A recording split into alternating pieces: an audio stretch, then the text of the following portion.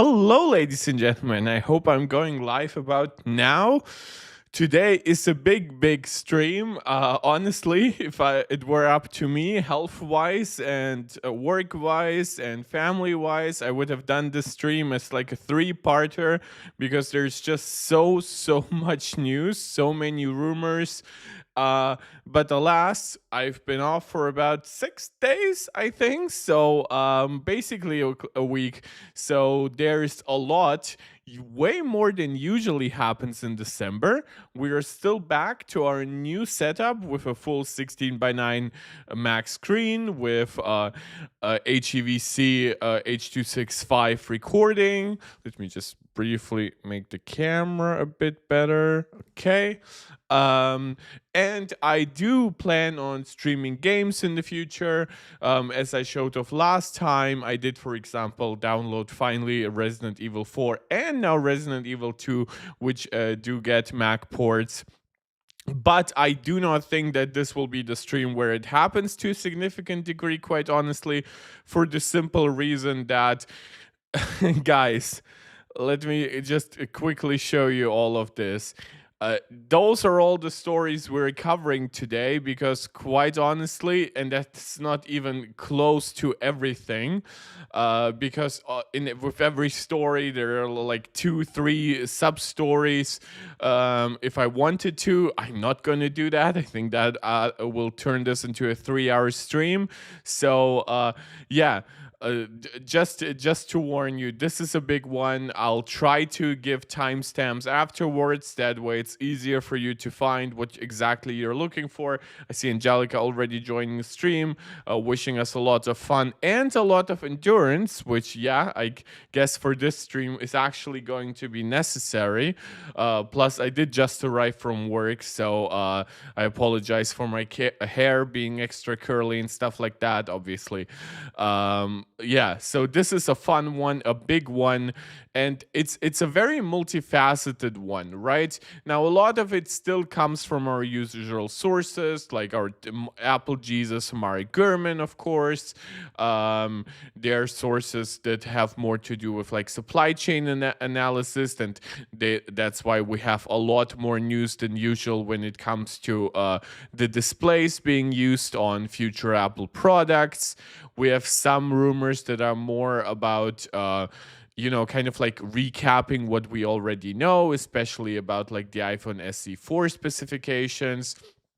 Because obviously nothing will be that new when so much is getting predicted 4 or 5 years in advance. Whenever we are talking about products that are a year or 2 or even 3 away, usually somebody else will have said at least something about those products.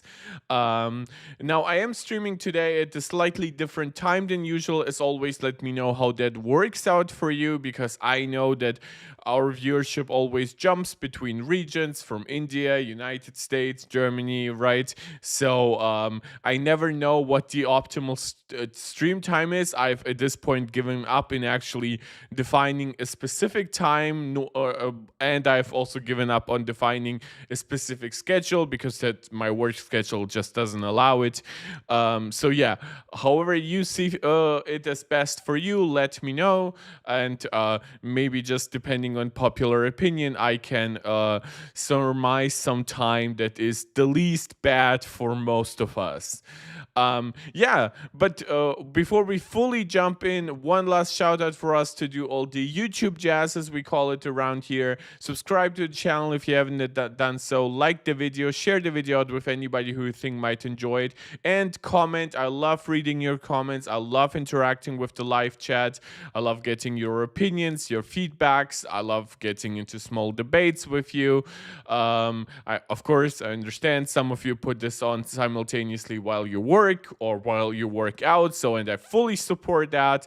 As somebody who has recently like doubled his gym time basically and lost a ton of weight and is still losing, I fully understand the need to just have something on while you're working out. And if for you this is this stream, then I fully support that, of course. And of course, if you want to support this channel directly, you can do so with a small donation, a super chat or a super sticker right while I'm live in the live chat, or you can become a permanent supporter here. Shout out to Angelica, Max, Maximus, and Steve, who are all MarkCheck Pro Max supporters right here on YouTube. You can also go to Patreon. There are a few different tiers across both YouTube and Patreon. On Patreon, I get a bigger cut. So however you would see it is most advantageous for you, that would be very much appreciated. But of course, just watching these videos is also very, very helpful to this channel, to the community. So thank you very much for that. I'm gonna need to drink a lot today with how much stuff is coming up. I'm not going to ask you to suggest any topics today because we are quite full, or any videos to react to. But for future videos, you're always open to suggest something. So let's start with actually something quite simple and interesting. And for that, I'll actually give myself a second to pick up some props just to show you that I'm not a complete phony. Let me go on mute.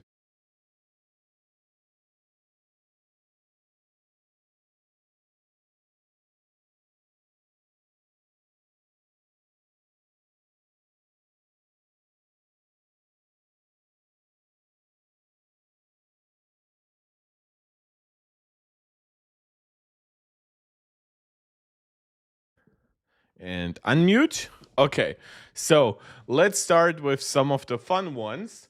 First of all, you guys can see above me, obviously, the iPhone 4S, which is from Grid Studios, right? This deconstructed iPhone. And I got a new addition to the small but growing collection. And that actually matches my very first iPhone, which was the iPhone 3GS with 32 gigabytes in white. Now, I do not know if the model deconstructed here is a 32 gigabyte version, but it's definitely a white version. So my iPhone 4S was also white, but when I was ordering this 4S, the white ones were ordered out. So yeah, I'm very, very happy with this. Thinking of putting it right next to it. But for now, I just want to peel it actually and enjoy that with you together. Do some ASMR basically. Oh my God. Oh no, it's not so satisfying to peel. No, what am I gonna do? Ugh. That's a nasty, nasty sound. It makes me even question whether I was supposed to peel it or not. It's such a nasty, nasty. Even a corner already freed when I was unpacking it. Okay, I'm gonna deal with the rest at some other time. Maybe by the end of the stream. Or am I supposed? Oh, I think I'm supposed to open it up once and then just peel it under. Okay, it's not broken or anything. I was just a little too optimistic about how it should work. And the other point is actually this. Now, I'm not gonna click those because I believe they're gonna turn on my PS5. Those are PlayStation Sense controllers, the controllers that are needed for the PlayStation VR2 headset. These are cool. I like my PlayStation VR2. I don't play it as much as I did when I originally bought it. But I still think it's a good purchase, especially if you get it at a discounted price these days. So I am actually a VR user, mainly a VR gamer. So I am interested, obviously, in the state of VR. Granted, Apple Vision Pro, while it is probably my favorite headset out there, it is obviously limited in the games it supports. It wouldn't have the raw grunt of the PS5 because it only has an M2 chip. But obviously, a big problem for it in general is not even its raw power, but the fact that it simply doesn't have real controller support right now. It obviously can support like a regular a console controller like a PlayStation Dual Sense or an Xbox controller, right? But those do not have the full like 360 controls. They do not have like basically awareness of where they are in the room, similar to like a PlayStation VR2 controller or like HTC Vive controllers, Oculus, all that fun stuff. At this point, I'm also so confused about the state of names that are even still present in VR, because I know basically all boils down to Meta and Facebook. So yeah, I just wanted to show you, give me some cred on actually having some VR hardware. So when I am getting excited about news like these, this is not me pretending or anything like that. This is me legitimately trying to this is me legitimately reacting to something that would be pretty exciting for me if I ever buy myself an Apple Vision Pro headset, be it that the first generation, very unlikely, or more likely like a second or third generation. So, but apparently this is coming from Mark Gurman's Power On newsletter, which is now behind the subscriber wall. I thought there would be an option to just subscribe to the Power On newsletter, which I would have gladly done for $3-4 a month, but it is like $12 or something like that. You have to subscribe to a bunch of other tech news letters, and I'm just not interested in that. I apologize. So it is thankfully still being all summarized by the likes of 9to5Mac and Mac Rumors. So thank you very, very much to these news sites. Maybe in the future, I don't know, maybe I can like write it off as tax expenses, because this is technically a second job for me, and the secondary income. But yeah, I also don't want to give my money to this shit, honestly, because Bloomberg's prices are so terrible across the board that I honestly like just question like, do I really want to support them? But yeah, it is what it is, unfortunately. So thank you to Mark Gurman for, of course, accumulating all this data.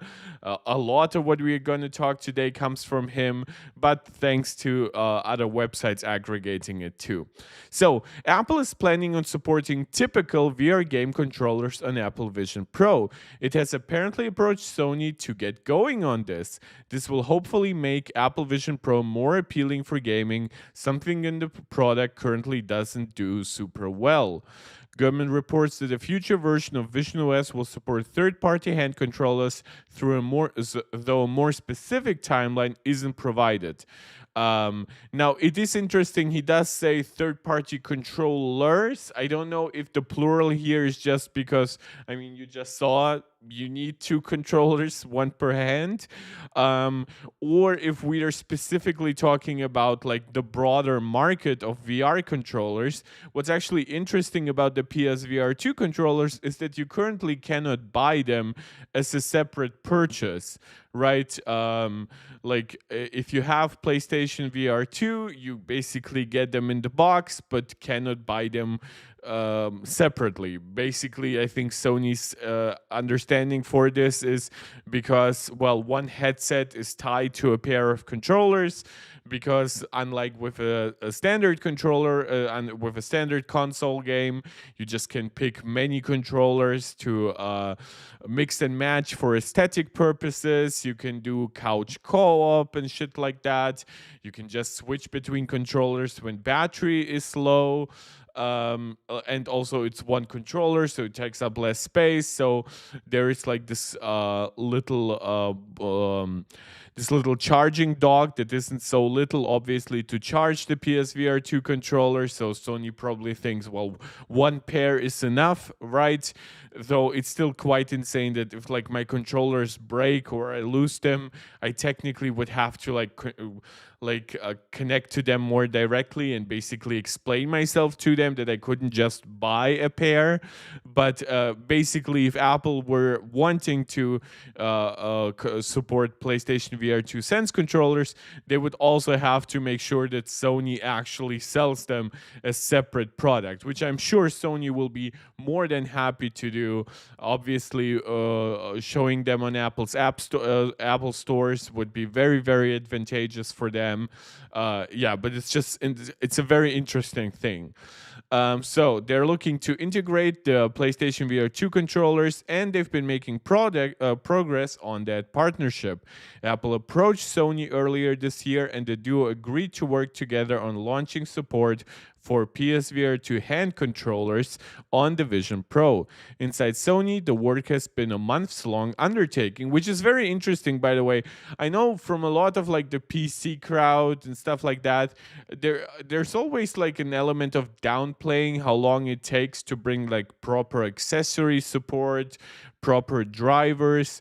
But yeah, apparently it takes quite a while to make something that was from the built up from the ground for like the PS5 and the PSVR2 headset itself, to make it compatible with something else. Of course, we know that through an accessory and through like separate tools, you can also use like a PlayStation VR2 headset with Steam games now. But obviously, PC was a little bit more of a priority here for Sony because of the much larger established market, the larger install base for especially for VR games. So this is why they made eventually PSVR2 and its controllers compatible with PC. I hope, of course, there's no Bluetooth accessory needed or anything like that to connect to those two controllers. That would be a little ridiculous. Apple has also discussed a plan with third-party developers, asking them if they integrate support into their games.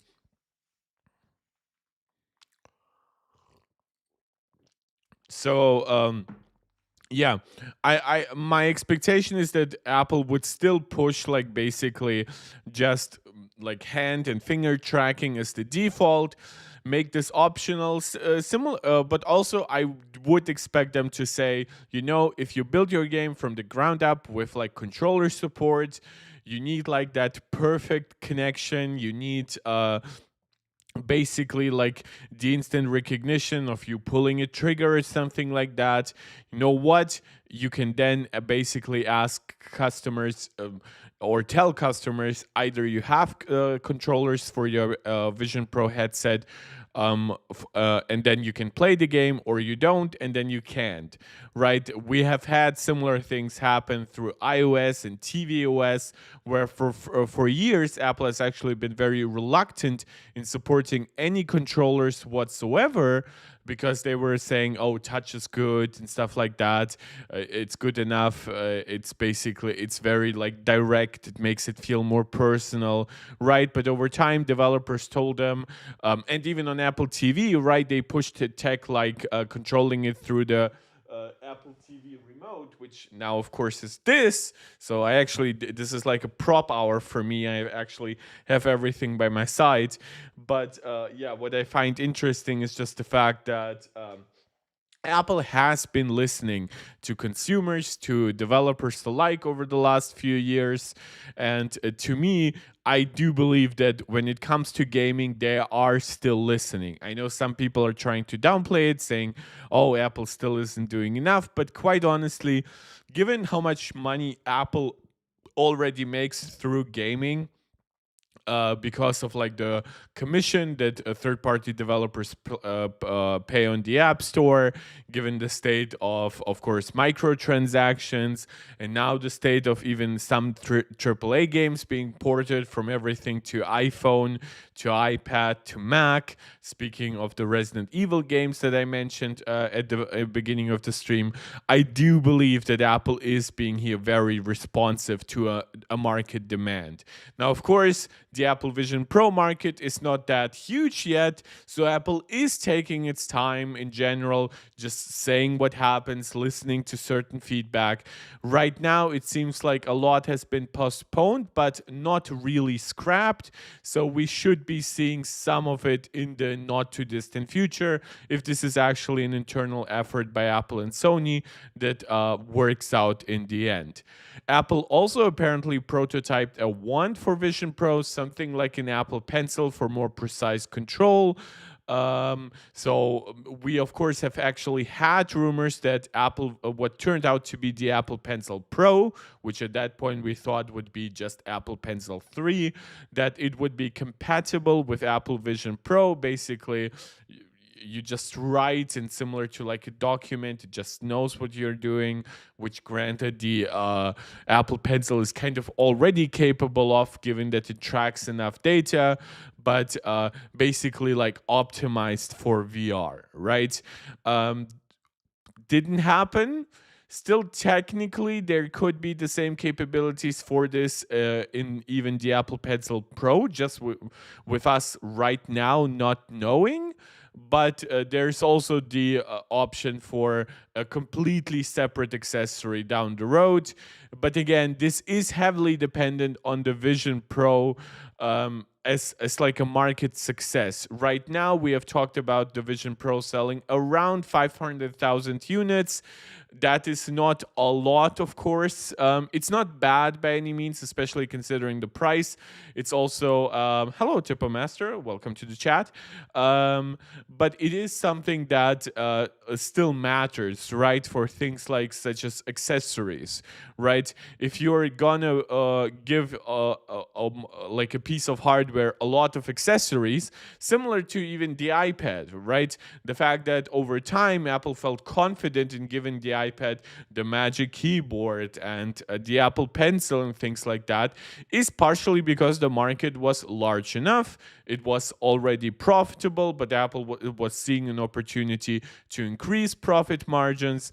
Quite honestly, if they really want to sell like third-party controllers and optional like magic wand, if you want to call it that, Apple really, in my opinion, would have to drastically bring down the price of the Vision Pro itself, and then make up for some of the lost profit margins by selling way more accessories for it, and by making sure that these accessories are nicely profitable.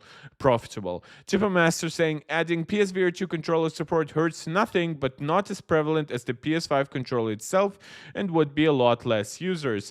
True, but that being said, it already supports the DualSense, which is the PlayStation 5 controller.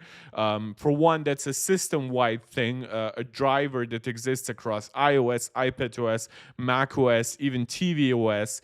So, but that controller just doesn't have enough data, like for VR.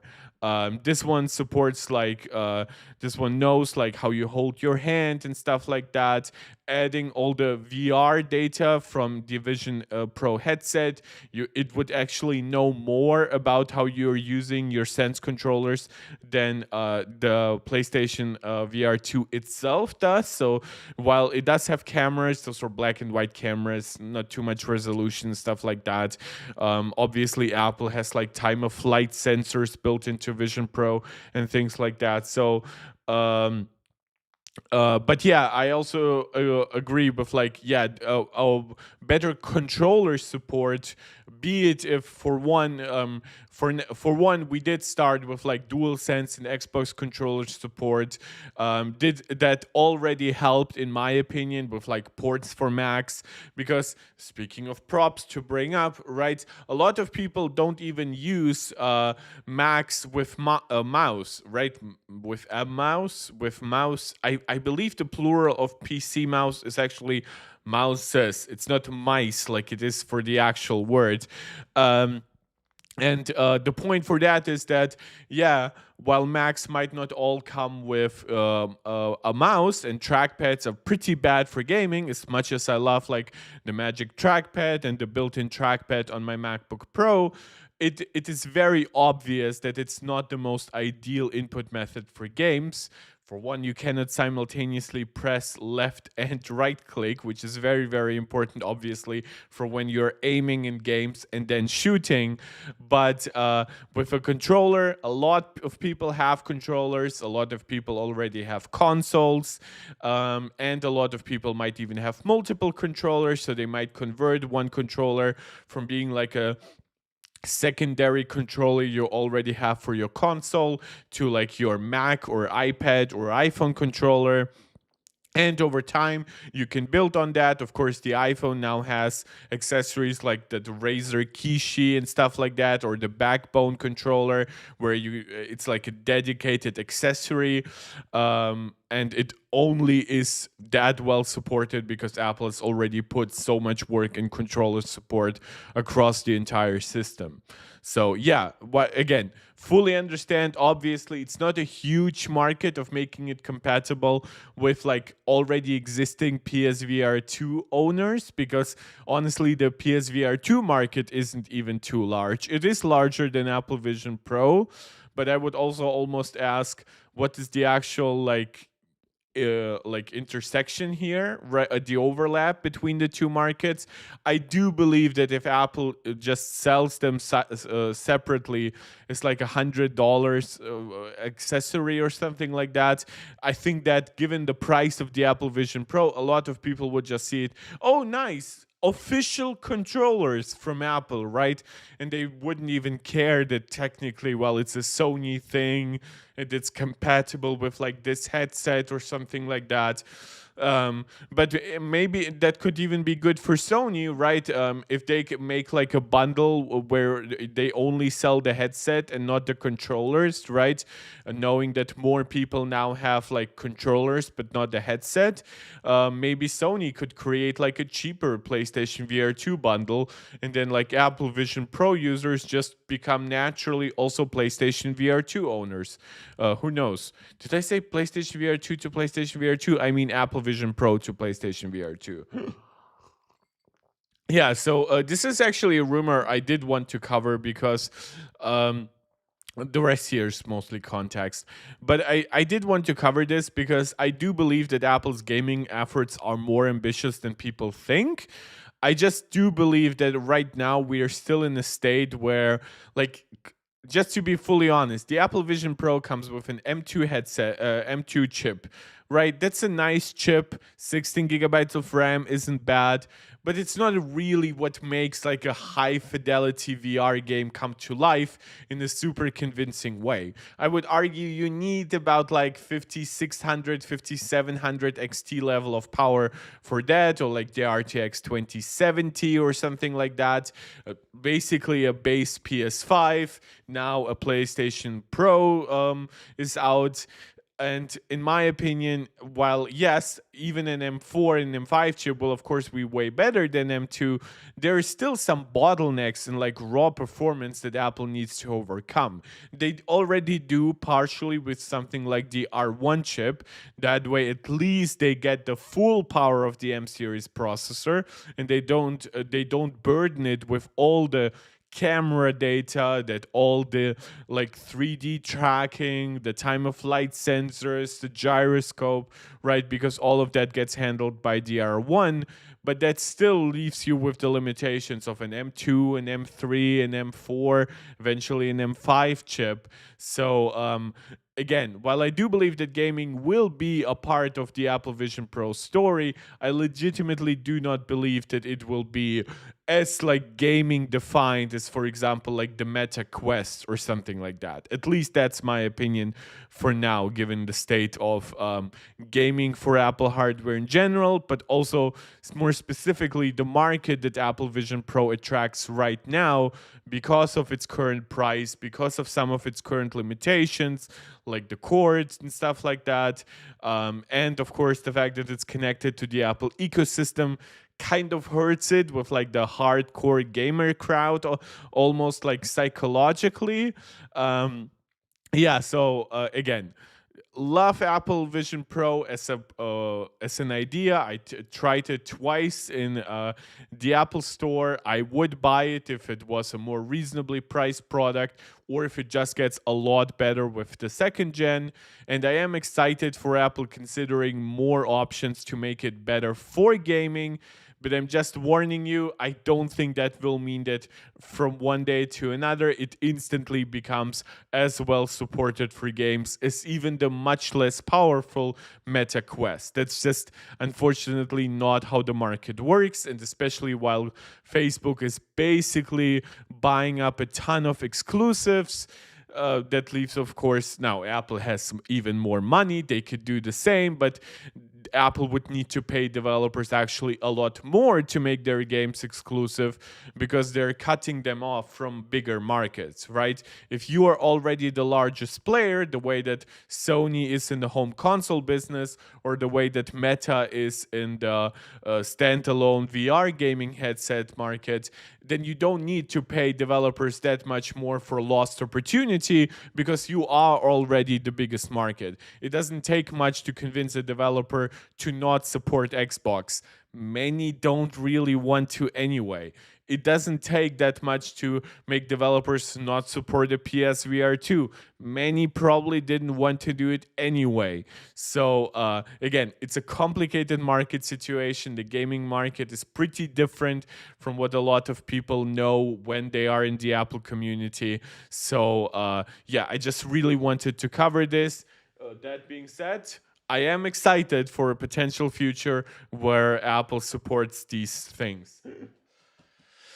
But that's about it for, of course, this first rumor. Now, speaking of Apple Vision Pro, and this is actually a multifaceted rumor that is actually more of a sub-rumor of another rumor, and it has to do with the Apple modems, of course. For a while, we have been talking after Apple's acquisition of Intel's modem division that over time, Apple plans to bring their own modems to their products, and with it that there's also a chance of Apple expanding the market for their own modems, like what internal products even support 4G, 5G, obviously at some point 6G, and the biggest candidate always for getting eventual like cellular networking support was the Mac. But supposedly that's not the only product that Apple is playing around with when it comes to integrating their own modems. And one of the other candidates right now is the Apple Vision Pro. Now, this is also coming from Mark Gurman. He has, of course, talked about the M5 chip refresh for the Apple Vision Pro. So that is pretty interesting. Supposedly, it's like a late 2025 to like some point in 2026 refresh. Obviously, we have primarily focused on the processor in those rumors. I think honestly that so many products are expected to get like the A19, the M5, that Apple is that explains why the M5 is still a 3 nanometer chip, more precisely, more likely an N3P chip. I know some of us, including me, still want and hope that it's a 2 nanometer part, but that seems increasingly likely given all the coverage we're seeing about the M5.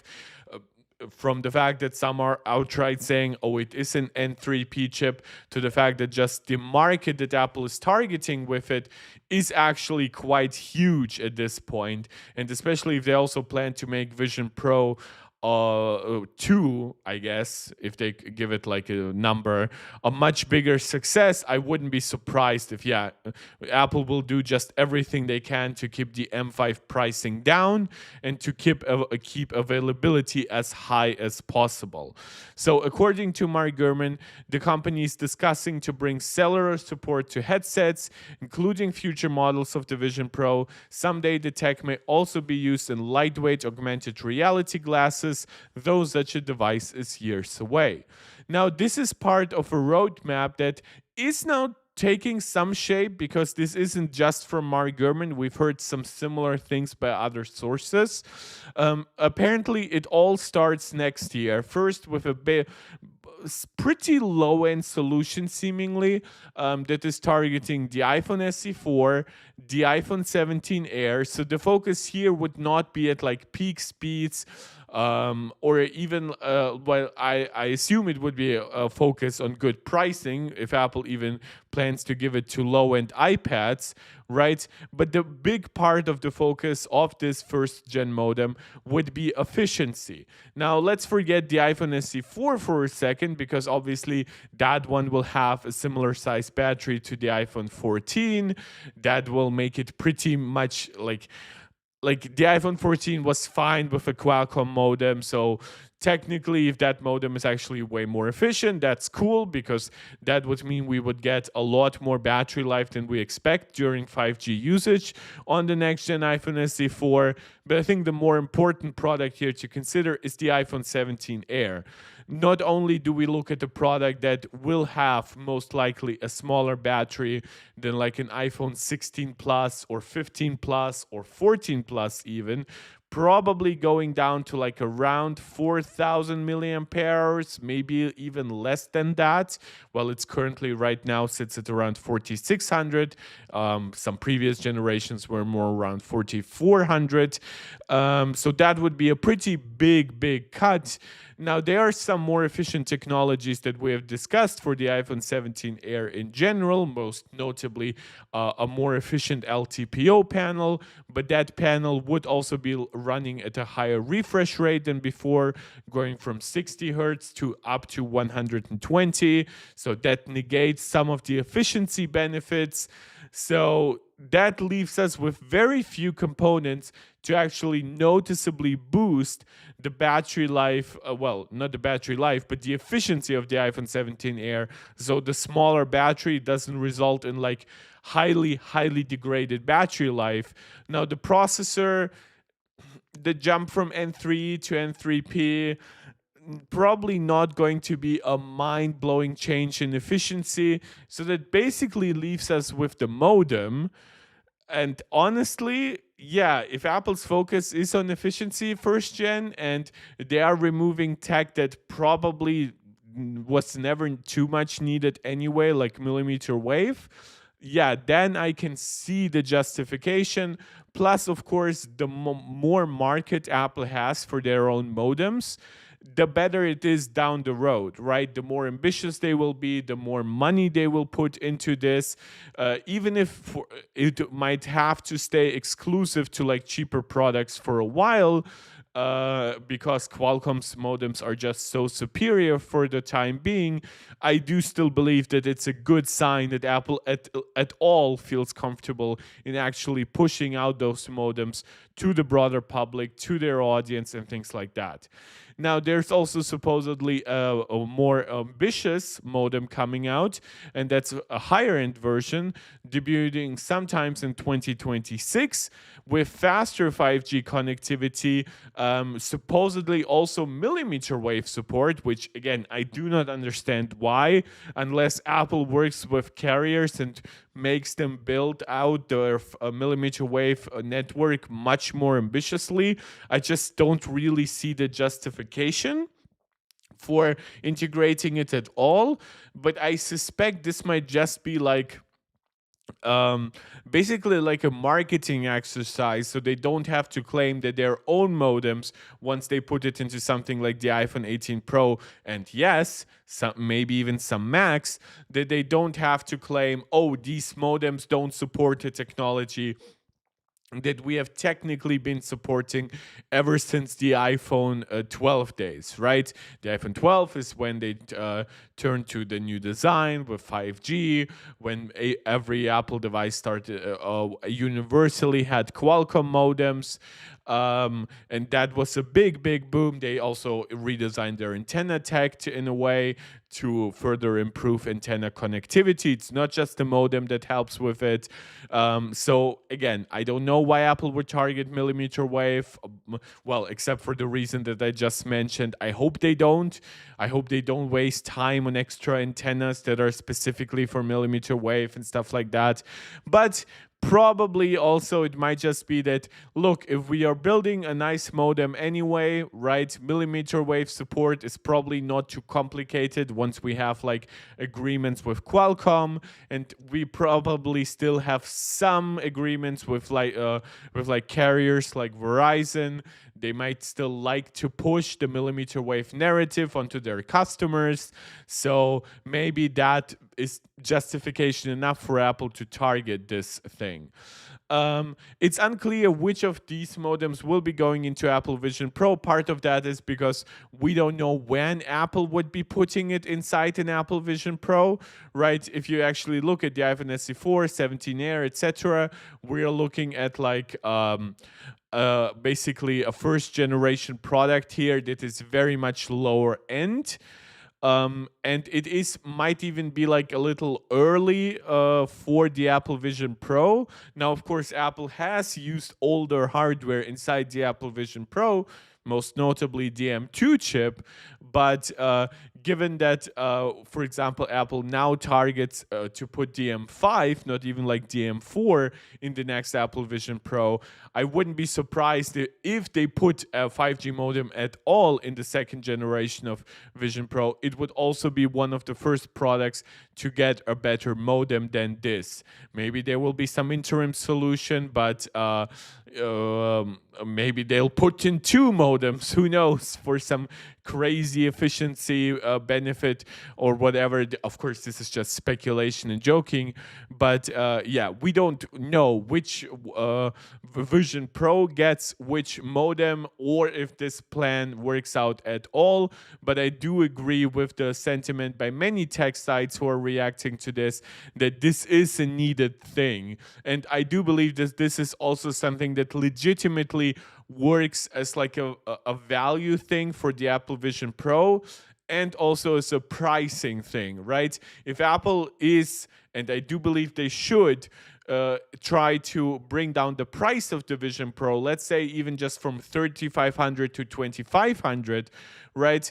Let's say 5G modem, usually they price around it like $150, probably would be around 200. Let's say they just bundle it with a higher storage version for Apple Vision Pro 2, right? And so maybe the smaller version starts with 512 gigabytes, and then you have like a 1 terabyte and 2 terabyte version, and you need to get like the 1 or 2 terabyte version for 5G connectivity.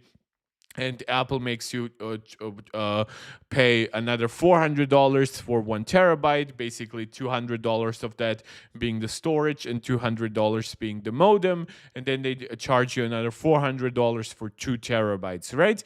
It sort of works out. And now we're almost back to the old $3,500 price, not quite to the $4,000 that Apple charges for the fully enabled Apple Vision Pro with 1 terabyte. But definitely still enough to give Apple some nice profit margins and to also add some value to the more expensive Vision Pro. Well, right now I genuinely do believe that like it feels like an insult to be paying more for like storage and stuff like that if you're already paying $3,500 in the base configuration. That's just a little insulting. But if you're paying for storage and for RAM and for 5G connectivity, for example, I do believe that this could be a nice differentiator. And if the price is large enough, it even makes logistical sense, right? It would still make sense for Apple to make Apple Vision Pro boards without 5G, some with 5G, right? So the product differentiation here wouldn't be huge. You just build the same modem, where you build both products with the same antennas, but then just one version gets like the 5G modem onto the board, and simultaneously you also put in a few more and some different like storage modules. I don't think this is a crazy suggestion here.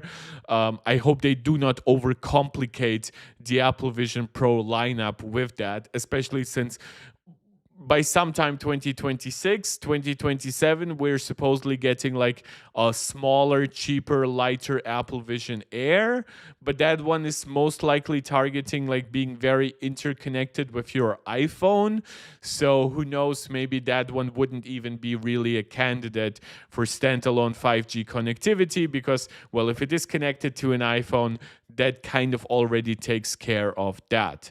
Now, speaking of Apple modems, to more transitions, yes, we already have covered that Apple might be bringing some of their more ambitious modems to the Mac, which of course would put some time, unfortunately, between now and when it can actually happen, right? If for the iPhone, we are talking like 2026.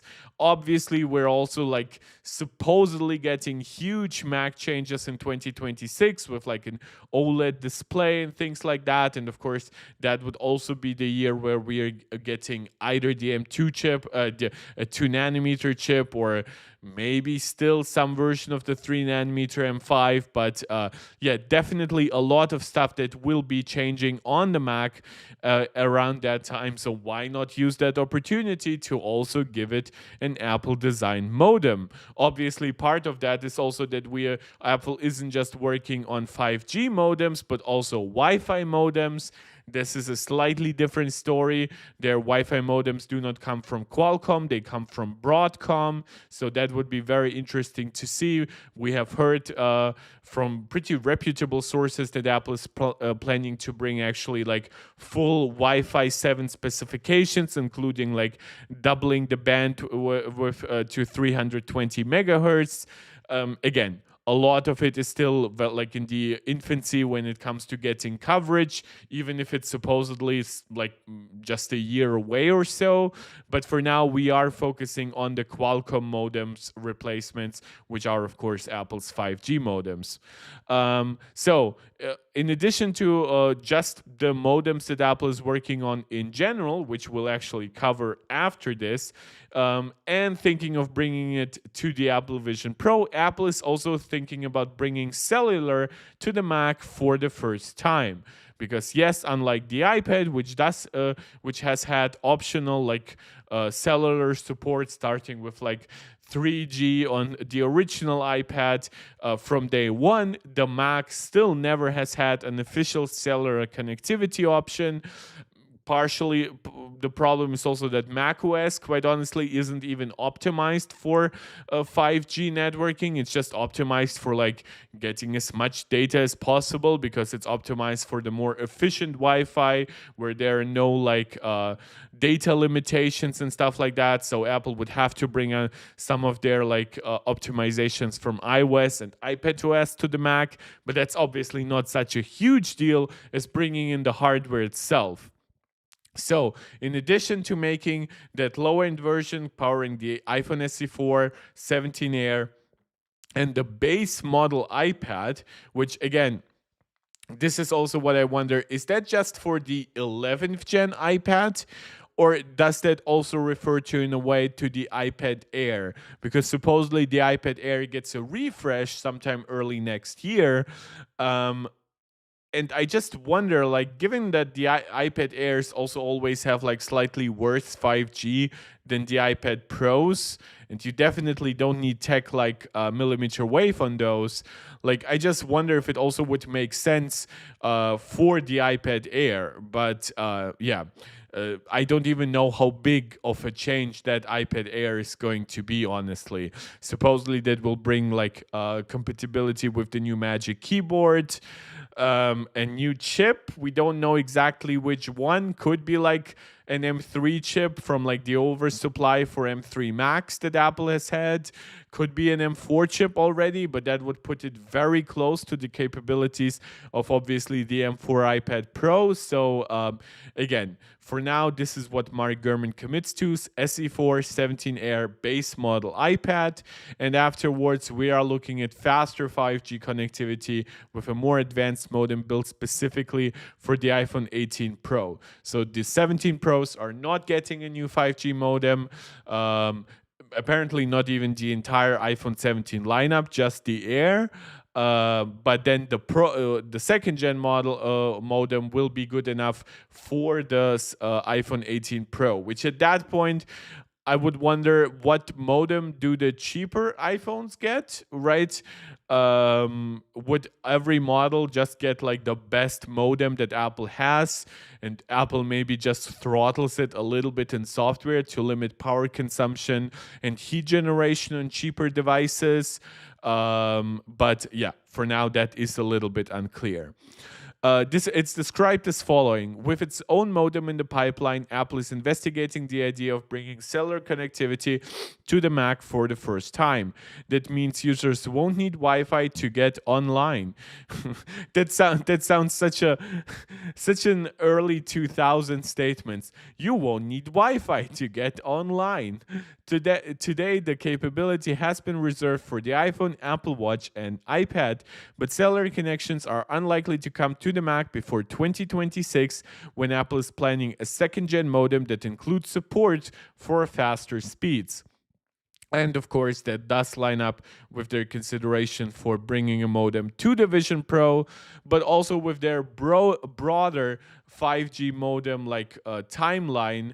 So now, according to Mark Gurman, that modem that we've talked about that is coming to the SE4 and 17 Air is technically worse than what Qualcomm is offering. Now, again, one part of that is also the fully objective lack of millimeter wave support, but also supposedly the bandwidth even without millimeter wave would be inferior to like the latest Qualcomm modems, which at that point would be like X85 or even X90 modems.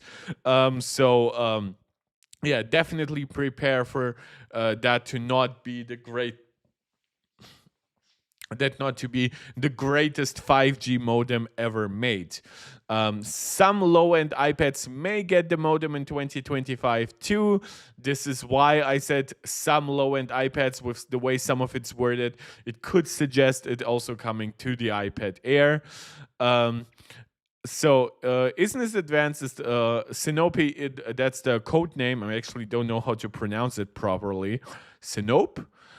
Isn't this advanced is the latest modems from San Diego-based Qualcomm. By the way, first time learning that Qualcomm is based in San Diego, meaning the first Apple modem is a downgrade from the component currently in the iPhone 16 Pro, which I believe uses an X71 modem. Unlike today's high-end Qualcomm ports, the Sinope modem won't support millimeter wave, a type of 5G tech used by Verizon Wireless and other carriers, primarily in major cities that can theoretically handle download speeds of as much as 10 gigabits per second if you're in direct line of sight of the 5G tower, basically, and you're not moving and there isn't bad weather and stuff like that. Yeah, it's basically like a California specific tech. Instead, the Apple component will rely on the sub-6 standard, a more prevalent technology used by the current iPhone SE. To be quite honest, this is the so Apple already obviously has an iPhone that doesn't have millimeter wave. So millimeter wave is definitely not the reason why Apple pushes 5G. There are other reasons. But it's not like sub-6 is like an inferior technology to what most of you are already using. In fact, if you are outside of the United States, as I am, you never had millimeter wave even built into your products, right?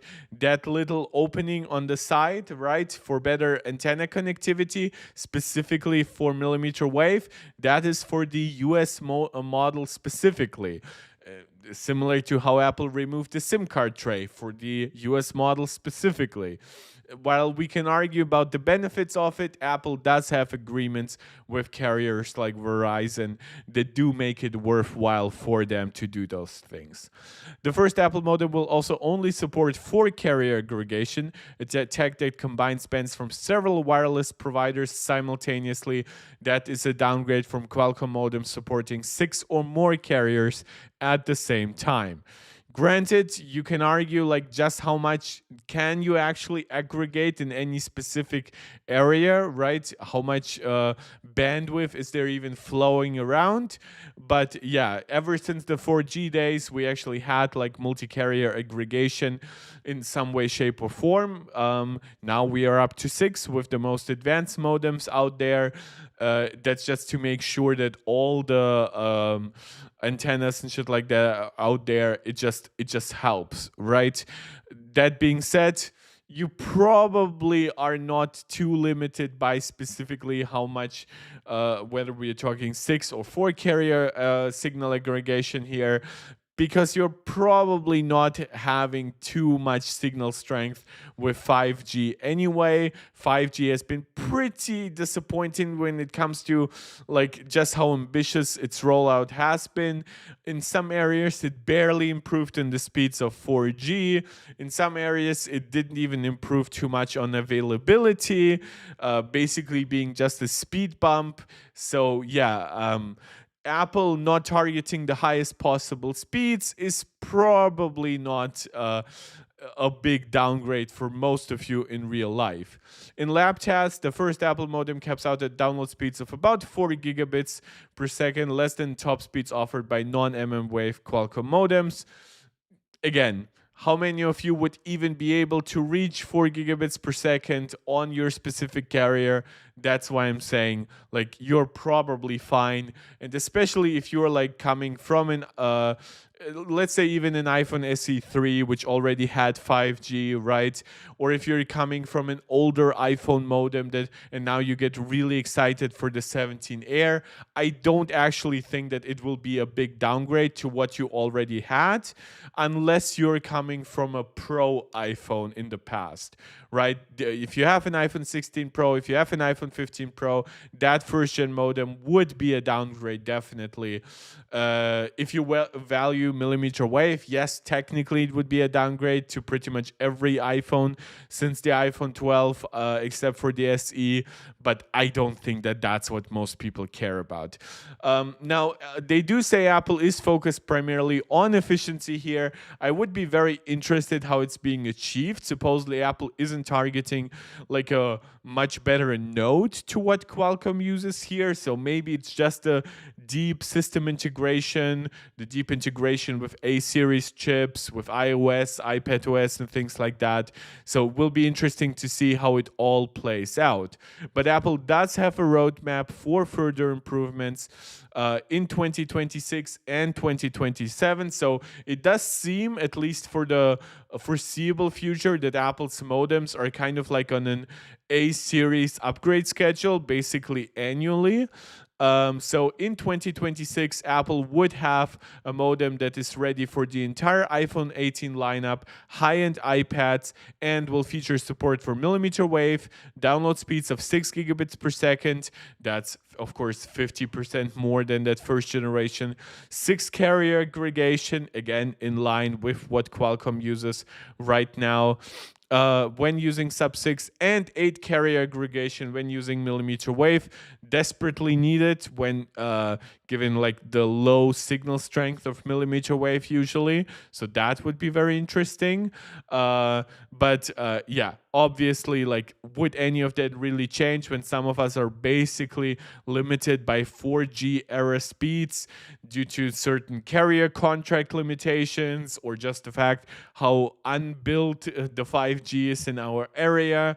Now, I do get pretty decent 5G where I live. I believe it maxes out at around 300 megabytes per second, but yeah, of course, it's still not quite as game-changing as some of the speeds that were promised with 5G. Technically, all the speeds I'm reaching should have already been achievable with like 4G advanced anyway.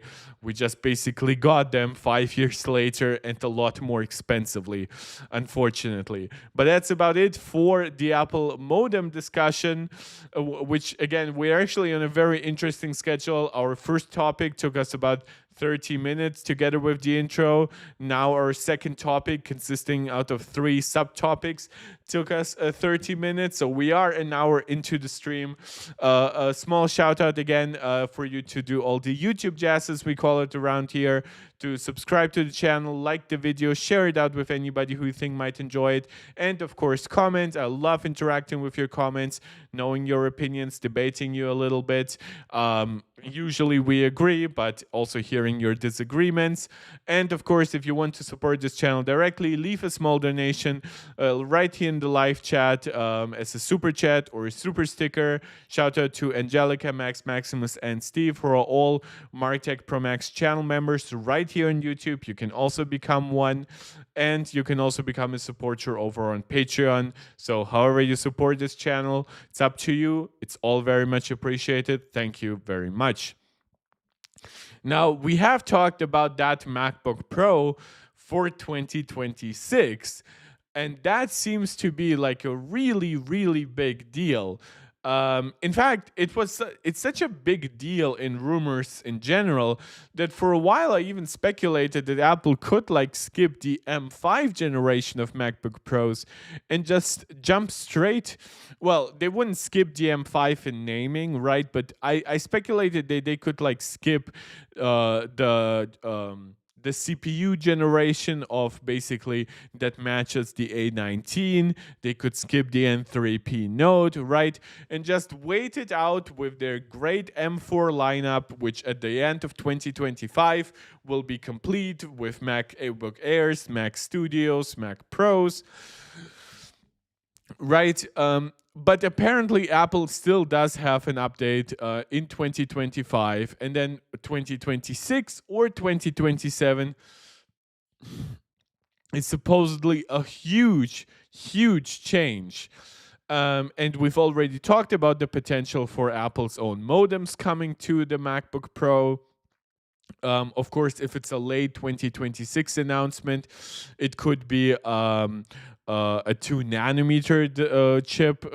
There's also talks about a redesign, making it thinner and lighter, right? But there's also one other thing, and that is, of course, the display. And the display would also probably be a big part to contributing to making it thinner, not just making the display lid thinner, which would be questionable given that we now have a 12 megapixel camera in there. What that would mean for the optics, I don't even want to imagine. But technically, a much more efficient screen could result in Apple using a smaller battery while still giving you the same battery life. However, that screen isn't just like a more efficient screen in general, because obviously Apple doesn't even cover big changes like the change we saw this year when Apple changed to quantum dot and made the screen more responsive. I actually went to the Apple Store, checked it out, right? It actually does feel noticeably smoother than the screen on my M1 Max MacBook Pro. They even gave it 1000 nits, so Apple never stopped updating like the mini LED screen that they started with the M1 Pro and M1 Max MacBook Pro models. But this is where we are finally moving beyond that technology. And yes, we're moving towards OLED, most likely tandem OLED, as we have seen already on the M4 iPad Pro, Apple's most advanced and most efficient display technology to date. But supposedly there is also another part to the equation, and that is this is coming from research firm Omdia that has recently covered like Apple's display roadmaps, and that is that Apple does plan to remove the notch from the MacBook Pro in a few years from now. So and supposedly 2026 is about the target date. We would have a hole punch camera at the top of the display. How exactly that is being implemented, we don't know. Of course, from the hardware perspective, I assume if it were like a Face ID system inside and it had like that little eye, you know, with like the little bar and the dot next to it, right? People would be saying, oh, it's very likely to get like the dynamic island. But given that the MacBook Pro at this point I'm not even sure if it ever gets Face ID, because of, like, if they make the display lid even thinner, then I really doubt they even could put in Face ID. I do believe they could if they just kept on thinning down Face ID technology, like the True Depth camera, and kept the display lid the same. But if they're going to make it thinner and thinner, I'm honestly not sure at this point. So we don't know if this would just be like a simple hole punch camera in the end, or like a dynamic island thing, right? Um, Obviously, if it is a pinhole design, basically just a simple hole punch, that leaves a lot of room for the system bar on top, right? But yeah, obviously Apple doesn't care too much about like sacrificing one or two system things in the menu bar on top to give you something like the notch right now. Or if they could, I'm pretty sure they would bring in Dynamic Island with Vision Pro. It would be a nice differentiator to a lot of other systems. Like, we know that Windows Hello, for example, is very popular in Windows systems, but it isn't as fully advanced when it comes to 3D face scanning as is Face ID. So it would be a very interesting, like, final result for us to observe, like, for Apple to bring full Face ID with all the biometric basically rights that come with it, right? Purchase certification, not just opening the system and stuff like that. Apple, of course, trusts Face ID a lot, and you will notice that whenever you want to do anything through like the settings app, when it comes to like changing your password or anything, Apple will bring up Face ID a lot in those processes. Or alternatively, you can put in your system code. And obviously, if Face ID was like in any way inferior to Touch ID, they wouldn't be doing that. That's a sign of a system that they trust. Hey, the sun went down, apparently. That's why we switched to dark mode. A notchless MacBook Pro would have more visible pixels on the display. It would basically have like a better screen to body ratio. We don't know if Apple plans to make the bezels even smaller or something like that.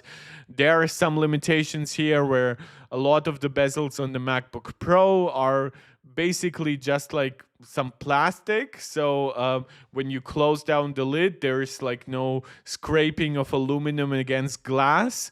There's obviously like the bottom bezel, I guess, but you don't want to really put too much screen down there, because this is also where a lot of hot air comes out. You probably want just a few millimeters between that and the actual screen. So yeah, I'm not even sure if that would like be a big change in the end for most people. I mean, most people just use the current design absolutely fine. Yes, maybe that will give you a few more like elements you can put in the menu bar on top, but it probably won't be an actual game changer. And I don't think that that will be the thing that gets people to upgrade. Now, of course, the fact that it would be connected to an OLED screen, the body of the MacBook Pro could be redesigned. This could be the generation that comes with a brand new generation of processor, all of that coming together, and the optional 5G support maybe. Yeah, that could really change the game and finally get people from M1s, M2s, maybe at that point even M3 chips to upgrade. But just the change from notch to dynamic island on the MacBook Pro won't be as big of a change as it was for the iPhone, at least in my opinion. This does line up with other rumors that we have talked about, that Apple plans to bring OLED displays to the MacBook lineup sometime 2026 at the earliest. I know some people have said 2027 is like more likely. Depends a little bit on availability. Also probably depends on just how well the current MacBooks sell. I mean, Apple saw enough like like justification to upgrade the mini LED panel to quantum dots. So I wouldn't be surprised if Apple just wants to get maybe another 3 years out of that investment, right? So like first gen mini LED, 3 years, quantum dot mini LED, another 3 years, and then 2027 when we finally get tandem OLED. I do not expect it to be like regular OLED. For one, I do believe that regular OLED will come to the other Macs and even iPads. Cost for OLED has come down a lot. A lot of the technologies that like mitigate burn-in risk and other things that are kind of undesirable when it comes to OLED have made their way down from like just the most premium LTPO panels to just OLED overall. So yeah, Apple definitely will need something to differentiate their Pro devices at that point from their cheaper devices, which will get displays that for many people are more than good enough, right? Like when I ask around with some people who like switch to like Pro iPhones or something like that, and I ask them, well, have you noticed how much smoother your iPhone is now, right? And they're like, what? And I'm like, yeah, your phone before that was like 60 hertz. Now it's 120. And I show them like the difference, and they're like, oh yeah, I guess. And then they just don't care anymore, right? And I said, what if I kept it down to 60? And they're like, yeah, I guess. Does it have any real benefits? I'm like, well, technically it gives you better battery life, but barely. And then they're like, okay, just keep 120 hertz on. It's objectively nicer, and most people can see it if like you compare it directly side by side or right after turning it back on and off. You can do that very easily in the system with like low power mode. Don't even just have to go to the settings app and stuff like that. And yeah, but a lot of people will just be happy with a nice, contrasty, bright OLED screen, even if Apple still withholds 60 hertz from like the MacBook Air and the iPad Air and stuff like that. But Apple will need to differentiate even 60 hertz OLED to 120 hertz OLED, and a big part of that will be tandem OLED, which is more efficient, lets you go brighter and things like that. Could give you much better HDR support. So that's what I think is going to happen. In the interim, the MacBook Pro is not expected to receive any major changes. Unsurprisingly, next year's models are expected to get a spec bump to M5, M5 Pro, and M5 Max chips, but no redesign is expected until the switch to OLED screens. So you can see how all of those things are kind of coming together. The MacBook Air is supposedly keeping its notch through 2028. That doesn't actually mean that the MacBook Air is not getting some kind of OLED screen until 2028. It might not get it, but I'm just trying to tell you, Apple, similar to how the iPhone SE4 will come out and have a notch in like 2025, and then we'll keep it throughout 2026. Those are conscious choices by Apple. Apple can put a dynamic island in a non-LTPO panel without issue. They just don't choose to do so on the iPhone and the next iPhone SE, because why would you? Why would you cannibalize a single sale of like the iPhone 16 or 17 or 17 Air with the iPhone SE4 that is lower price, lower profits? If you can just differentiate them a little bit with a notch versus dynamic island. And I think that even if Apple gives the MacBook Air an OLED screen, there's still other things that Apple can do, right? They can slim down the bezels around the screen a little bit, maybe make the screen a little bit larger still and stuff like that. So yeah, I don't think that just because it's not getting it's not getting a notch before it's not getting rid of the notch before 2028, to be more precisely, doesn't mean it's not getting some form of better screen. In fact, when we actually talk about Apple's OLED panel rollout, which yes, has been pretty inconsistent thus far. I mean, it's currently just iPhone, Apple Watch, and iPad. There are now rumors stacking up about more and more products actually getting OLED screens by Apple. And it seems like the iPad mini could be such a candidate somewhere around 2026. This is coming from the same Omdia company, analyzing supply chain things around what are the next generation MacBooks, iPads, and things like that. So, according to Omdia's latest long-term OLED display adoption forecast, the iPad mini will get the tech in 2026 or 2027, followed by the 11-inch and 13-inch iPad Air in 2027 or 2028. My expectation about this is kind of, I think it could work out because how it could make sense if Apple upgrades the iPad mini, let's say by the very end of 2026, right, and we keep the same iPad mini with an A17 chip until then, and then they give it an OLED screen, right? And then they upgrade, and the iPad Air is getting an update already, we know, in 2025. So maybe if then by mid 2027 we get an iPad Air that is basically just a larger version of that iPad mini plus an M series chip, it would make sense for there to be like a half-year gap between those launches. That's how I could see it playing out. While I know there's like a year in between those, usually the iPad mini and the iPad Air do not come out with too much time between those. Those devices will apparently use single-stack 60 Hz OLED panels.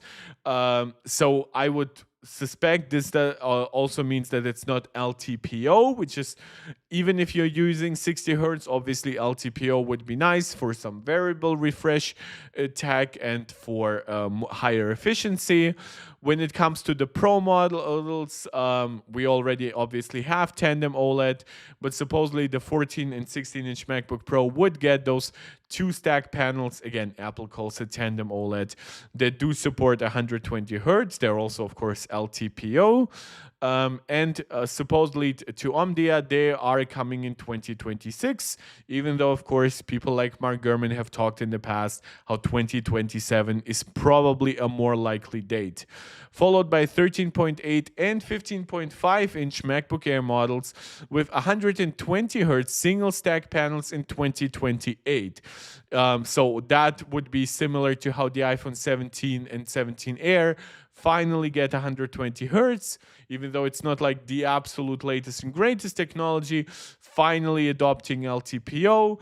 Maybe LTPO supply for bigger panels is more limited. Most likely Apple just wants to keep costs down for the Air until that time and have a nice differentiation point. Maybe by 2028, Apple could consider running tandem OLED at like 180 Hertz or maybe all the way up to 240. So this is interesting, but it's also not quite surprising, right? I mean, the current MacBook Air is a 60 Hertz LCD panel, right? No quantum dot, no mini LED, no form of ProMotion, no form of variable refresh rate, right? So the fact that it might take 4 years for it to get to 120 Hertz OLED, which at that point I would also assume it could get maybe like higher brightness and stuff like that, that is honestly not too surprising. If Apple still makes it, I assume at that point prices would be up, even just beyond the more expensive components. Part of that would probably be just inflation by that point. But if this is a product that still maybe starts at like, for one, we do have larger screens here that are promised, right? 13.8. I believe it's currently 13.5, right? MacBook Air. Give me the tech specs. The 13-inch display is 13.6 inches. So that's 0.2 inches larger, which again easily works out in that with the size of the device. You could just make the bezels a little bit thinner. And then again, if even the notch still stays, who knows, it would still look better. And if obviously the notch is changed to like a dynamic island or just a hole punch, that is obviously even better. And I think that would then attract a lot more people to upgrade at that point as well. That's just a lot of changes accumulating. Maybe at that point, Apple would even consider giving like optional 5G to the MacBook Air, but that's now just me simply speculating. Um, Two stack panels have two emission layers, which doubles brightness and quadruples display lifespan. So yeah, big benefits to tandem OLEDs.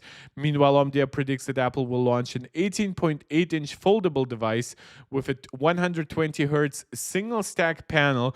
Maybe double stack just doesn't fold as well, who knows, in 2028 or later.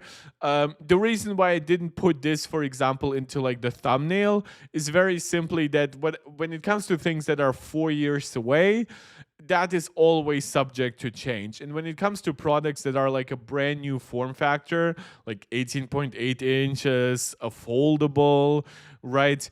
That stuff can change basically on a dime internally at Apple, right?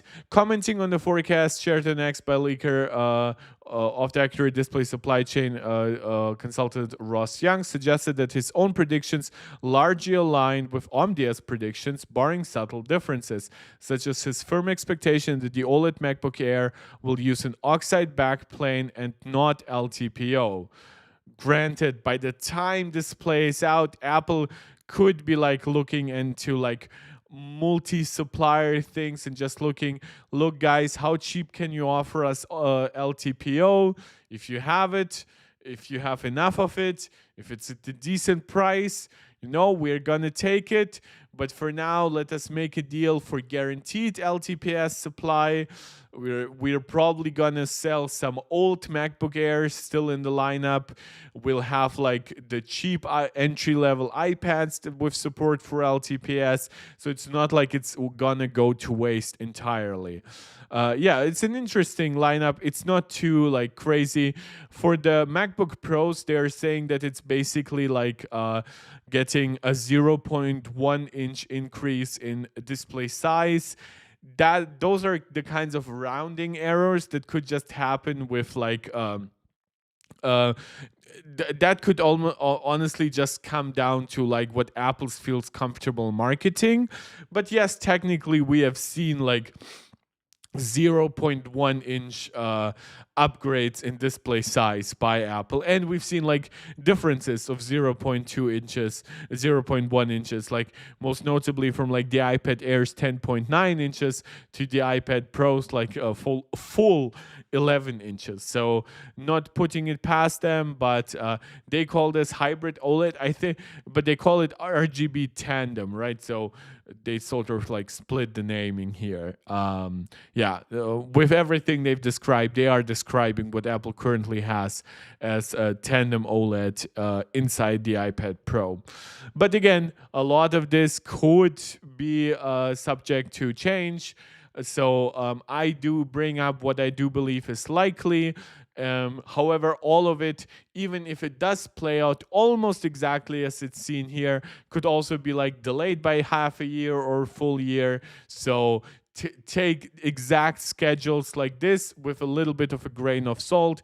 Nothing is official until it is, right? Now, speaking of Apple's OLED screens, because we are going to cover quite a few of those today, and it is also a product that is new to cover. Well, we did talk about it in the past, but it is a product that is still to be confirmed in its existence, and technically it could even still be canceled. This does come from SE Daily. Again, thank you so much to 95Mac and Mac Rumors for aggregating all that stuff.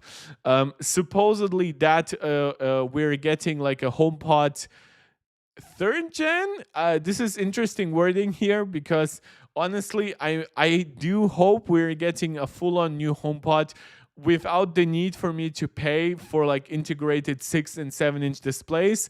I just want to have a nice, fully new pair of HomePods that I can put next to my TV that hopefully support like Wi-Fi 6 and Apple Intelligence at that point. that have full support with my Apple TV and through HDMI ARC. They also support like my PS5. That already works, I know, but I genuinely don't want to buy a HomePod in 2024 with Wi-Fi 4. That's just my OCD speaking, and I am still pretty happy with my original HomePod. And I know even some of you have said that you bought like the new HomePod, and there was like no difference in like Wi-Fi connectivity or anything. But I'm just saying that out of principle, I would prefer a HomePod with finally some upgraded specs. Now, we are definitely getting something new here with this HomePod iPad mini hybrid almost. So we are looking at a 6 to 7 inch attached OLED screen. Now, this is one mock-up for it, which I don't think will happen. A lot of people have speculated that it would look more like, is it iMac G3? No, G4? Yeah, that it would be like that, almost like that Pixar lamp iMac with like the fully adjustable hinge on it. Again, that's also speculation, but this did seem to be the more prevalent rumor when it comes to what some have lovingly called the HomePad. um, Apple is supposedly in discussions with Tianma, a Chinese display manufacturer. So currently they are ranked fourth, which I assume they are probably very, very eager to please Apple, to get something that will get them a lot of money by their standards infused into the company, maybe down the road to convince Apple to also adopt their screens on some other Apple products. So Apple is basically just trying to increase their influence on the supply chain here, working with new partners, trying to bring costs down for what would otherwise be not a very cheap component relatively, at least relatively to the price of the final product. Like, I don't think that Apple can charge significantly more than $400-500 for this. I hope that it's not 500, to be honest. But even 400 would be stretching it for many. Like the original HomePod started at 350, it's now 300. Apple made like a second generation model that technically was built to even bring costs down. So I'm not even sure if it's a full-on replacement or if it's like a secondary product, what it means if the regular HomePod will still be upgraded, what it means for the HomePod mini. But at least this product is slowly starting to take shape. It's kind of designed to be like your home, like interface. Basically, in this case, we see that it would be like controlling like your well, it would enable like FaceTime calls. You would be able to like look into like your security cameras through it. It would have like a home app interface, so you can like turn and off your lights and stuff like that. Right now, Apple either wants you to go, for like example, into the iOS app for that, or you do a lot through Siri, right? Like currently the HomePod, the Apple TV, they're already connected to all these kinds of smart home gadgets, but obviously interfacing with it is primarily a voice thing. So that would change it. I don't know if Apple plans on making like it cheap enough so people would be comfortable in like putting it into the kitchen. So maybe you could put on some music and put on like your recipe, maybe in form of like a YouTube video on the screen. However, they are planning to integrate third-party support or not will also be interesting. Or maybe it will just be apps that Apple like brings directly. We don't know how much storage it has and stuff like that. So again, a lot of things to consider here, but it is taking some shape right now.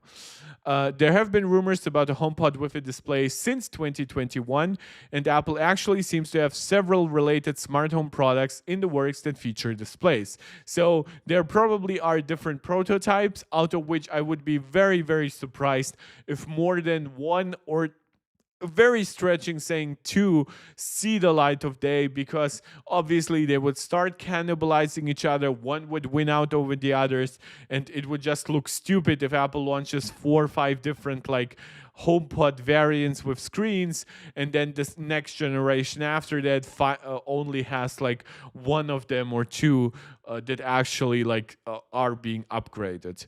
Bloomberg's Mark Gurman has suggested Apple is developing several HomePod variants with screens, including with an iPad-like display and built-in camera, and another featuring a screen mounted to a robotic arm. This is why I mentioned something like the iMac G4 here. Gurman had indicated this device were unlikely to launch before 2025.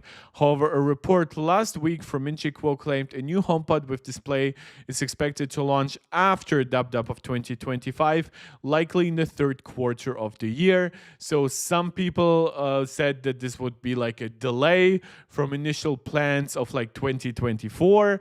I'm saying this is more likely just a shift from the predictions of those people, because we have seen how some products, if they were even delayed, I would argue they would be out right now. I think the bigger iMac counterpart to like the 24-inch version that we have is one such candidate. I think that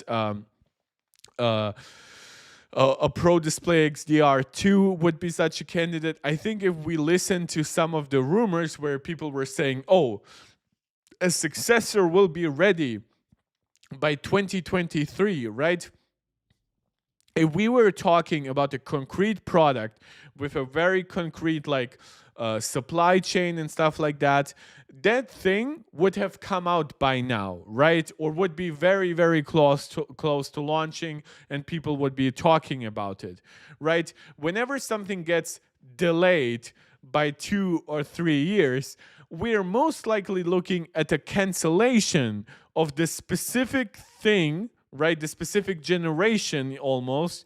And then the thing that comes out 3-4 years later is not just, oh, we had those parts like 5 years ago and ready to go 3 years ago.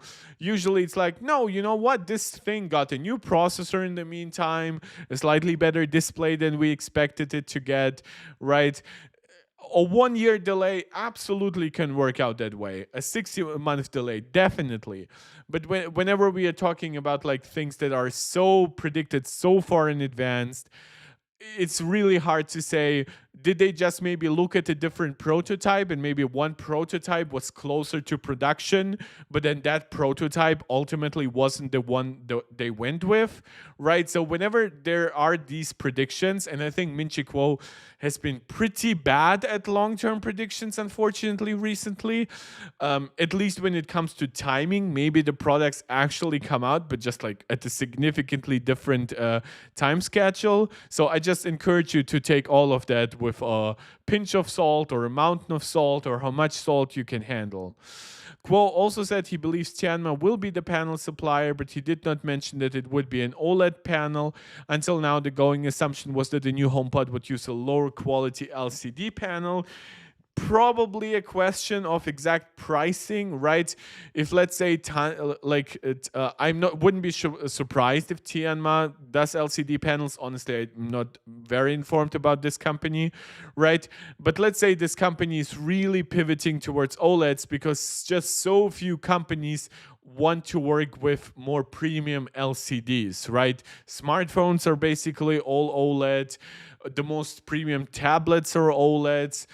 Laptops are getting more and more OLED. We're seeing more and more PC screens which are OLED, right? So if Tianma gets approached by Apple, and Apple says to them, look, we're looking to get a screen at this and this size for around this and that price, what can you give us, right? And we will need guaranteed supply for 2 to 3 years, right?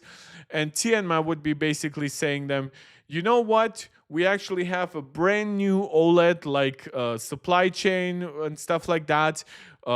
We can give you almost the cost that you suggested, right? Apple obviously suggesting a lower price than they expect to pay.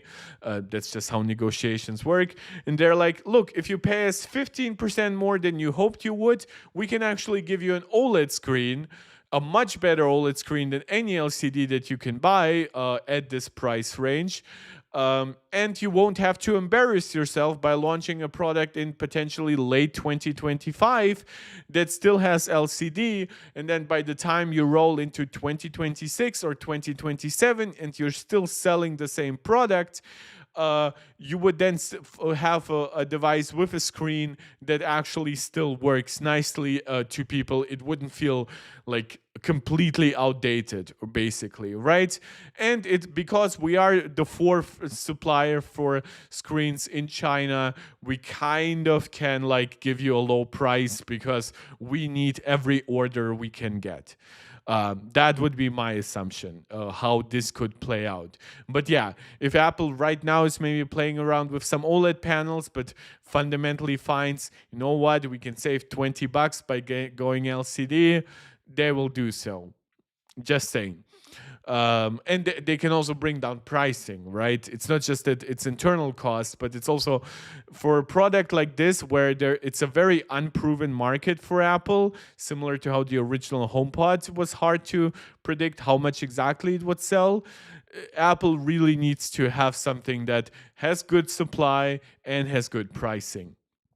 The new HomePod will reportedly emphasize smart home functionality more than current models, of course, because you can more directly integrate with it. And yes, some people have made mock-ups here about like a hemispherical base similar to the iMac G4.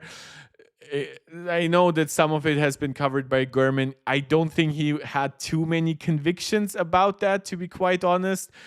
For now, I'm pretty much sure that Apple would have like 2 or 3 different prototypes for this device. This is why some people are talking about multiple products like this being in the works. But I would be surprised if more than one of them actually comes to market. And then all the other prototypes become obsolete. I would love the iMac G4 design, and that could also be great for sound, like that kind of hemispherical base. But again, even these kinds of leakers still speculate, especially if they hear like some contradicting rumors from their supply chain sources, from like whoever they know at Apple, just trying to tell you, like, don't buy into one specific rumor because, oh, Mark Gurman mentioned that once, or Min-Chi Kuo mentioned that once. They often do not fully know. And I mean, one of the prime examples, for example, was like the squared off Apple Watch, where it wasn't just John Prosser from Front Page Tech who thought that we would be getting that brand new Apple Watch design a few years ago, but a lot of other supply chain analysts and a lot of leakers believed the same thing, and that rumor had actually been like working up to that crescendo for like 2 or 3 years before that.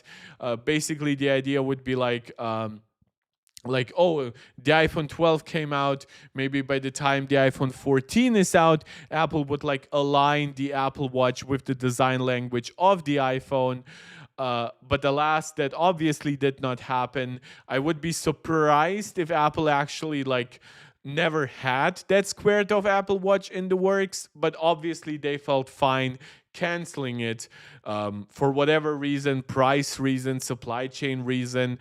Maybe they ended up actually liking the rounded off design more. So yeah, again, a lot to consider when it comes to rumors. Recently, we've heard that the HomePod, let's call it that, is actually delayed, not really because of hardware reasons, but primarily because Apple is taking its sweet time to work on the user interface. So, because obviously it cannot just have the most basic port of iOS or even iPadOS, it would need be very specifically tailored to like that specific screen size and aspect ratio. It would have to be very simplistic, so even like a kid could work with it and stuff like that. I assume Apple could like even really tout it as like a safety device in a way, like, oh, like, like you can talk to it, ask it to call like emergency services and shit like that. So there could be a lot of features here that Apple just wants to make sure they work right on like that small integrated screen, the relatively small. Now, speaking of relatively small screens, at least by modern standards, let's talk about the iPhone SE4. Well, this is basically nothing new, but this is, I think we are now close enough to like March or April, whenever the SE4 is supposed to come out. And we are finally getting a more concrete picture of its specifications. And it seems like it would be getting a 48 megapixel rear camera and a 12 megapixel true depth camera on the front. Now, these rumors to me actually at this point make perfect sense. And the reason for that is Apple has historically been pretty ambitious with the cameras of the iPhone SE. Like when you think back to like the very original that had like a 12 megapixel camera right after the iPhone 6S just got its 12 megapixel camera. But this camera would be behind the iPhone Pro models, of course, that are launching in 2025. It would be behind the Pro iPhone cameras of 2024. But that front camera, now you might ask, well, it's the same as all the other iPhones. Well, that's not actually true. Don't forget that the iPhone SE4 is supposed to keep selling for like 2-3 years. So by the time it really comes into gear, maybe like by the holiday season or something of 2025, the iPhone 17 family will be upgraded to 24 megapixel Face ID cameras.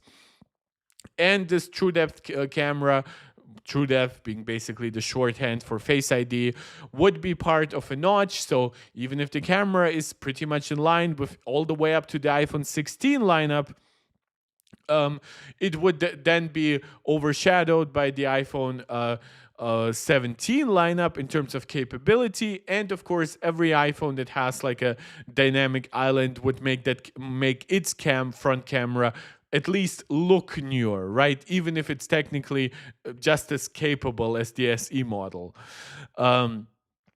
So this is reporting about Korea-based LG Innotek being the supplier for the front and rear cameras here. Supposedly, the camera here would be very much in line with the capabilities of the base iPhone 16 and 15. They have pretty much identical camera systems, so it's basically hair splitting what exactly Apple is utilizing here. With an A18 chip, Apple would also be able to bring the latest version of Smart HDR. But then at that point, I wouldn't be surprised if the A19 chip brings a new version of Smart HDR, because technically the latest version of Smart HDR actually came out with the iPhone 15 Pro series. So the iPhone SE could come out next March and then be surpassed in quality for both front and back cameras, Smart HDR pipeline, obviously an even more ambitious notch on like the iPhone 17 Pro and things like that by September and October. So while it will look pretty high-end and pretty great when it comes out, the fact that it is a $400 to $500-ish price obviously will come back to bite it. But that's also because most people in this price range buying an iPhone probably won't care too much about those details. Now, if it adopts the same Fusion Lens approach, which is basically just software combined with a relatively new Apple chip, Apple will be able to use the 48 megapixel wide-angle camera to give you 2x zoom photos that just zoom in on 12 megapixels inside the sensor, and Apple will be able to claim in 2x optical zoom, but not truly optical. And yes, 12 megapixel true depth camera on the front, nothing new here. inferior to the supposedly 24 megapixel camera on the front, and then all the of the 17 lineup, and then all the other specs we of course have talked about in the past: Face ID versus Touch ID, 6.1-inch display, OLED rather than LCD, but not LTPO like the entire iPhone 17 lineup is promised to be, USB-C port, definitely not the high-speed USB-C port that we have seen from the iPhone Pro models, iPhone 14 battery, so around, I believe, like 3100 milliampere hours, 8 gigabytes of RAM, an A18 chip. By the way, that new HomePod supposedly might have an A18 as well. I don't actually know what website covered this. Change to English. You see, by the way, change to English doesn't really work, but yeah, just saying that supposedly, I think this came from Ming-Chi Kuo together with like the rumor about it being delayed. This is the one thing that really makes me go, what's the price going to be of this? Right, and basically the A18 would be there because it will support Apple Intelligence, and the reason why it's the A18 and not like the A17 is, well, because the base A18, not the A18 Pro, is actually cheaper and in better supply than the A17 Pro.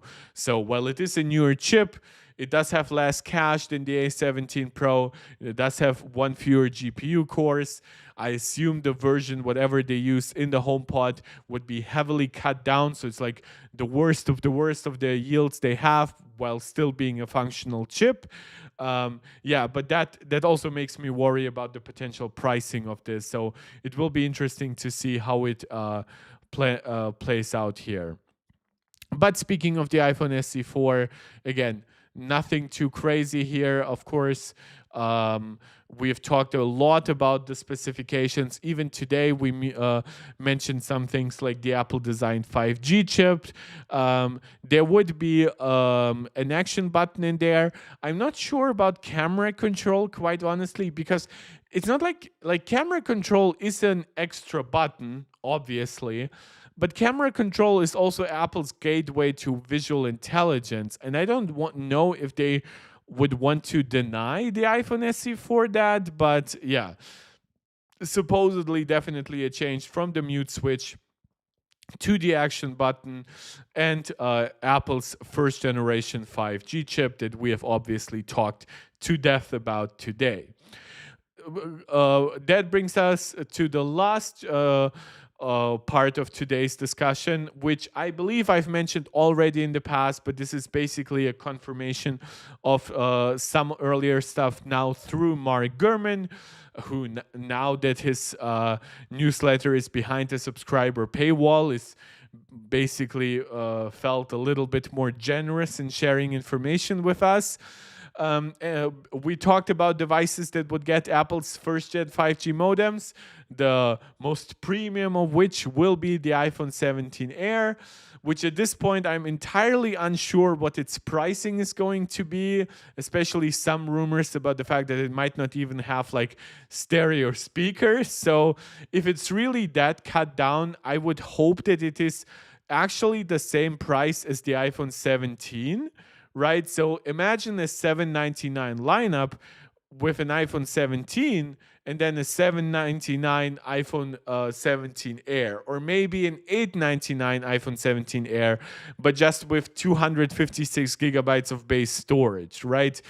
It just cannot replace the iPhone 16 Plus while being worse in so many ways. But that's neither here nor there. Let's talk about what will actually earn it the name Air or Slim or however else Apple is going to call it, and that is that it is going to be around 2 millimeters thinner than the iPhone 16 Pro. The iPhone 16 Pro, of course, being 8.25 millimeters. If we go by exactly 2 millimeters thicker, thinner, that would put it at 6.25.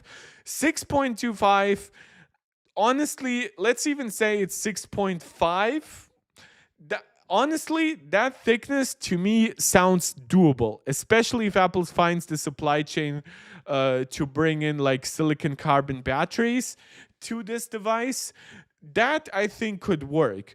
What I don't think could work is like iPad Pro level thickness, like 5.1, 5.4 millimeters or whatever. But a little over 6, in my opinion, given that we have, like Apple is planning to target more efficiency with their own modems and stuff like that. LTPO, even if brought up to 120 hertz, will be more efficient. Maybe it would have like a vapor chamber heat sink, a very thin one that dissipates heat pretty well, even in a very thin body. Not sure about that. Maybe they will just drastically change the internal construction method. But yeah, 6.25 around, if he says it's around 2 millimeters thinner, could be less than that, could be like 1.5, could be like 6.5 in the end, could be even like 6.7, which would all still be, of course, thinner than the thinnest iPhone ever made, which was the iPhone 6 at 6.9 millimeters. Of course, the iPhone 6, when it came out, also was a little bit famous for like bandgate. So I hope that doesn't repeat itself, even though bandgate was largely overplayed by the media and some over-concerned customers. I still understand why it got the attention it got. So yeah, obviously iPhones kept getting thicker over the years. They got bigger cameras, batteries. I don't think Face ID actually makes devices too thick. But yeah, there's definitely a lot to consider here. And Apple is supposedly cutting one camera, the ultra wide, to achieve that thinness, so they can basically spread out other components throughout the extra space. Supposedly, it could lose even like stereo speakers and just keep the speakers on top, which would be so bad. Again, that new modem. They wouldn't be using the highest end chip, but like still a chip that is more efficient than what we have now. N3P being like 5 to 10% more energy efficient than N3E. But quite honestly, like even that, I just don't know. Like this would be such a nice upgrade over the 16 Plus if it just gets ProMotion, slightly better cameras and something like that. But of course, Apple cannot do that because that would cannibalize iPhone Pro sales too much. But now they have so much more research and development money put into this that I'm honestly wondering, like, if it financially would have actually made more sense to just upgrade the Plus model. But yeah, it seems like the Air is taking like more shape in the background. Again, it could still be canceled. We could still get like a regular 17 Plus in the end. But with how many sources are covering it, how much more detail they're getting, yeah, at this point, I'm kind of inclined to believe it. Obviously, this is not an entirely new rumor. We've heard about it being between 5 and 6 millimeters thick. That being said, when we're talking around 6 millimeters, it could still be in the 5 millimeter range, technically, even like 5.9 or something like that. But when we're talking about around 6, yes, it could even still be around even up to 6.9 if Apple chooses to, depending on what exact parts they can get, what exact decisions they make for things like the exact cameras being used, the exact speakers being used. But it does seem like a compromised version, whatever they end up doing. Other specs like 6.6 inch displays, whether it's exactly more 6.5 or 6.6, it definitely does seem to be a small downgrade in size over the 6.7 inches we currently have on the iPhone 16 Plus, and of course versus the 6.9 inches we have on the iPhone Pro. But yeah, for whatever reason, maybe it's just for comfort in the hand or something like that, Apple is not targeting like the plus size that they already have. I also wonder what will happen to the bezel. Currently, the 16 and 16 Plus have slightly thicker bezels than the Pros. I wonder if like they would give the 17, the regular 17, still the same bezels as the 16 and the 16 Plus, but then give the 17 Air the bezels of like the 16 Pro and 16 Pro Max. But that has unfortunately not been covered yet. Maybe at some point we'll get like CAD files and get like a good understanding of it, but I don't think that will happen before, like, at the very least, like February or March. For now, Apple even has to like fully commit to one of the, I'm sure, multiple prototypes they have in the works. But at least it seems like the 5G modem is a part of the equation that seems to be pretty figured out, and that to me is very exciting. I liked, of course, seeing Apple's A series chips over the years, then the AX chips on the iPad, then, of course, Apple Silicon on the Macs, going from the M chips to the M Pro chips, the M Max chips, the M Ultra chips. And I would like to see a similar, like, regular cadence of upgrades, a similar ambitious rollout for, like, Apple modems. And then we have even had some rumors that Apple would, at some point, look into integrating their modem technology directly onto, like, their A series processors. So that's similar to how Qualcomm does it. They build standalone modems for other customers, but they also built, of course, their latest modems into like their latest chips, like the Snapdragon 8 Elite, I believe, has like the X80 chip included, built right on the die. So that makes it very efficient. That makes it makes the chip overall larger and more expensive, but that also makes it a little bit like. Easier to actually build into like a motherboard. You don't need extra space for like a modem or anything like that. So down the road, Apple could create similar efficiency advantages for them, could similarly double and triple down on like orders from TSMC by telling them, you know what, our A series chips are getting like 15-20% larger. They now have modems included. We need a larger rebate on like the mass purchases we already have, now that we are also ordering not just more dies but also larger dies. Yeah, a lot of benefits for Apple to collect here down the road. Let's see how it all plays out. Let's see the compromises they make. The new tech they try to target will be good enough to make the iPhone 17 Air a worthwhile purchase. For now, I am pretty excited for the iPhone 17 lineup. I do kind of count the iPhone SE4 as part of it. It's definitely a part of the iPhone family of 2025. And technologically, of course, it is similar to this, more similar to the 16 and 15. But at the very least, I would be very interested to see how its modem performs when it comes out, because that will be our first insight into like a new class of Apple hardware, because that will be the first time that they build their own modems. And with that, we're about 2 hours into the stream. My voice is giving up a little. I had to talk a lot more at work today than I expected. A lot of cold air to breathe in on the way home. So thank you very much for joining. Obviously, a lot of this will need follow-ups and more detailed explanations. I'll probably be streaming on Thursday.